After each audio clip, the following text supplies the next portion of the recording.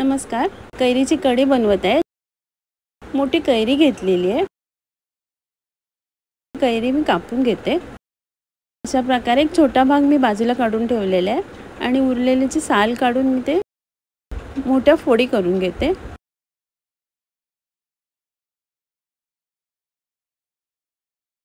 अशा प्रकारे कैरी कापून घेते मी. कढईत तेल घेतलेले आहे. त्यात थोडंसं तेल घालून 2 हिरव्या मिरच्या आणि 2 सुक्या मिरच्या परतून घेते. एक छोटा चमचा राई आणि जिरं घालते फोडणीला. परतून घेते. त्यात कापून ठेवलेल्या कैरीच्या फोडी घालते. तेलावर परतून घेते.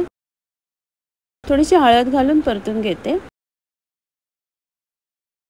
आता पाणी घालते. चवीप्रमाणे मीठ घालून कढीला उकळी काढून घेते मी. कढी उकळलेली आहे. कढीत थोडासा गूळ घालते आणि कैरी शिजेपर्यंत उकळी काढून घेते.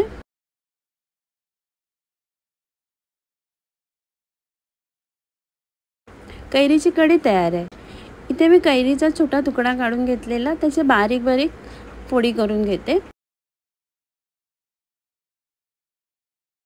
अशा प्रकारे एकदम बारीक चिरून घेते.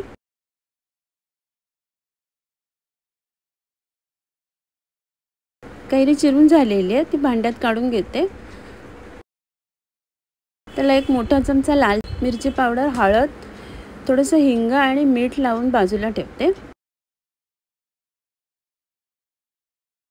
अर्धा तास झालेला आहे. आता मी कढईत तेल घेतलेलं आहे. तेल जरासं गरम झाल्यावर गॅस बंद करते. त्यात एक चमचा राई घालून तेल थंड झाल्यावर कैरीच्या फोडींवर घालते आणि मिक्स करून घेते.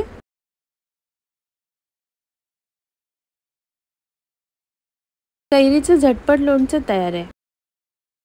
इथे मी कारली घेतलेली आहेत मोठी. ते दोन्ही टोकं कापून घेते आणि त्याचे मध्येच पातळ कापं करून घेते. अशा प्रकारे कारल्याची कापं करून झालेली आहेत. त्याला मी मीठ लावते आणि अर्धा तासासाठी बाजूला ठेवते. अर्धा तास झालेला आहे. आता सगळे एकत्र घेऊन मी दोन्ही हाताने दाबून त्यातलं पाणी काढून घेते, म्हणजे थोडा कडवटपणा कमी होईल. अशा प्रकारे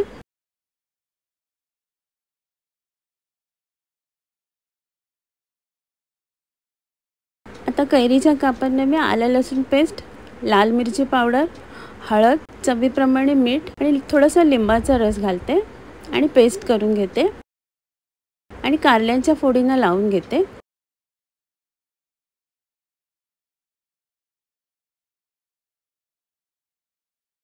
इथे प्लेटमध्ये रवा घेतलेला आहे. रव्यामध्ये कारल्याची कापं छान घोळून घेते. सर्व बाजूने रवा लावून घेते.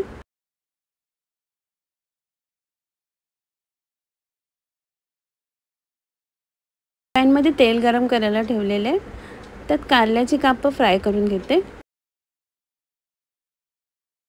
दोन्ही बाजूनी छान क्रिस्पी होईपर्यंत फ्राय करून घेते. कारल्याची कापं शिजलेली आहेत. आता मी काढून घेते. इथे उरलेल्या कारल्याची मी बिया काढून घेते. कडक आहेत बिया म्हणून काढून टाकते.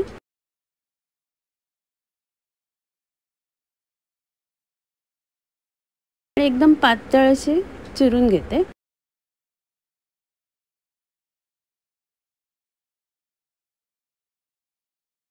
भाजी चिरून झालेली आहे. थोडंसं मीठ लावते आणि बाजूला ठेवते. 10-15 मिनिटं झालेली आहेत. भाजीला मीठ लावल्यामुळे त्यांना पाणी निघालेले आहे, ते काढून टाकते आणि कढईमध्ये सुकीच भाजी भाजून घेते.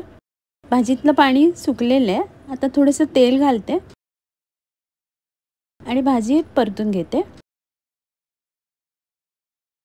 कारली शिजलेली आहेत. आता एक मोठा कांदा उभा चिरलेला घालते आणि कांदा नरम होईपर्यंत परतून घेते. चवीप्रमाणे मीठ, लाल मिरची पावडर आणि हळद घालते आणि मिक्स करून घेते.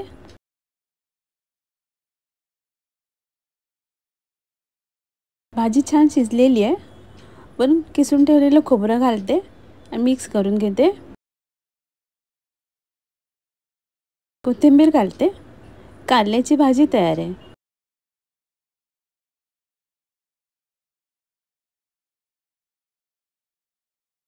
आता मी सर्व करते. आजचा व्हिडिओ पाहिल्याबद्दल खूप खूप धन्यवाद.